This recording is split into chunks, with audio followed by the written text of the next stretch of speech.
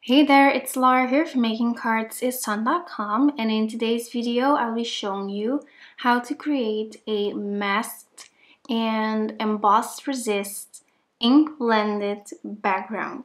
So let's get started.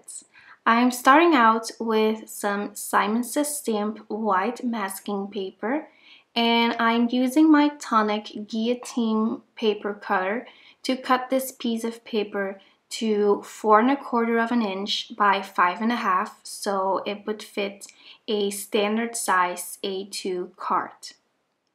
Next, I'm using a rectangle die cut from Spellbinders to create my mask. Now, you don't necessarily have to use a rectangle die cut. You could just mask off the area you want to mask off with different strips of masking paper, or you could also use Post-its. If you want to use a die cut, then any die will work. I decided to use this particular die because the size was really nice and it fits the panel or the stamp that I'll be using perfectly. So after die cutting, I'll be adhering this piece of masking paper to my card, and I just removed a little bit of the backing paper, and then I can just easily line that up perfectly.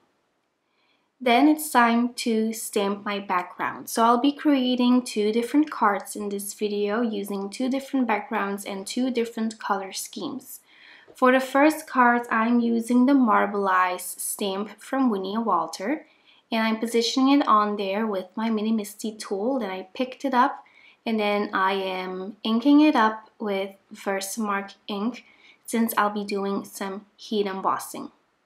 I'm using the Opaque Bright Whites embossing powder from Wow today, and this is the super fine version, which works really great when you want to heat emboss really intricate designs or even sentiments.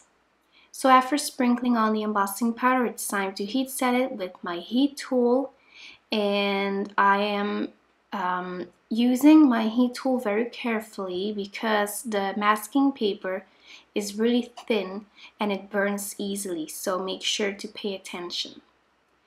Here I'm using 2 different Distress Oxide ink pads. I'm using Squeezed Lemonade and Twisted Citron. These are 2 of my favorite colors out there. I just love these colors individually, and I even love the combination of these 2 colors more.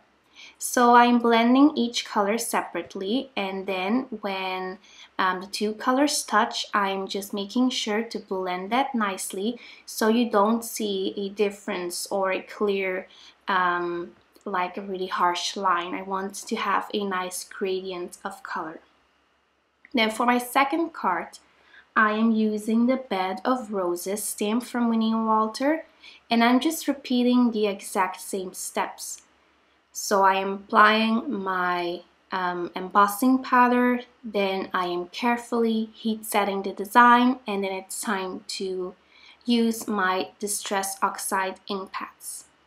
By the way, I'm using a new mask for the second card since I tore the other one apart while I was peeling it off my card. So if you want to reuse your mask, you can perfectly do that, but just make sure to peel off your mask really carefully so you don't tear it apart.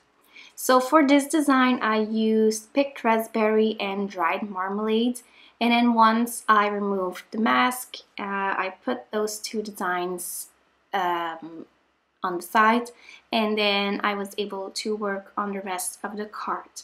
So I started out by stamping the butterflies and 2 dogs from the Doggone Cute stamp set from Winnie and Walter onto some white Copic friendly cardstock, and then I'm showing you how to color the butterflies first.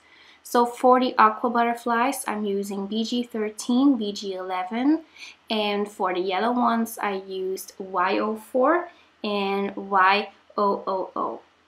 Next, it's time to color these adorable dogs. I'm using E55 and E53 for the corgi dog, which I think is just so adorable. I'm using a flicking motion with my brush to make the color look like actual fur and to add some dimension as well. So I started out with my darkest color, which is E55, and then I blend that out with my lightest color, which is E53. Then I'm using the exact same colors for the other parts of the dog's fur. You can totally use 3 colors or even more, but this time I just felt more comfortable using only 2 colors since I haven't really colored a lot of dogs, so I'm still practicing that technique. I'm using E42 along with a colorless blender to add some shading to the white parts of this dog. The reason why I am using a marker for this is because I wanted to add a little bit of shading and also some extra dimension to make those dogs pop. Now for the poodle, I'm using NO and a colorless blender since I actually wanted this poodle to be white, but I still wanted to add some dimension and shading, so I just used the NO and mixed it with my colorless blender.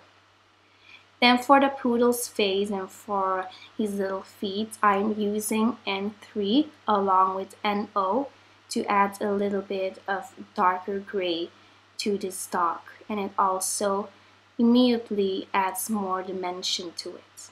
After coloring these dogs, I colored the other 2 butterflies that I'll be using for the second card. For these butterflies, I'm using R29 and R22, and then for the darker yellow butterfly, I used Y19 and Y13. So you can definitely see a difference between this yellow butterfly and the lighter yellow butterfly that I colored earlier. So after coloring these images, I'm using the coordinating dies from the Doggone Cute stamp set from Winnie and Walter, and I just ran these through my Platinum 6 die cutting machine from Spellbinders.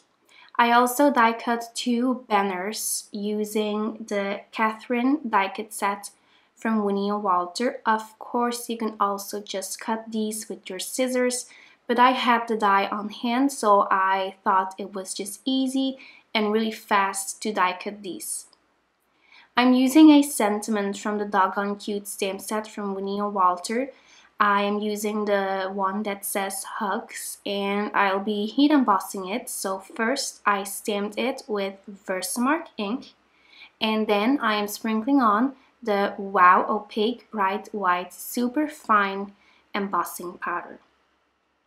Next, I am heat setting the 2 banners, and then it's time to assemble these 2 cards. So overall, these cards came together quite quickly, and I really enjoyed making these masked and ink blended and emboss resist backgrounds.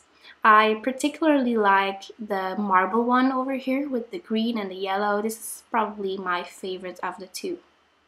So I already just adhered these little butterflies to my card with some foam adhesive, and then I'm using a little bit of gold glitter cardstock.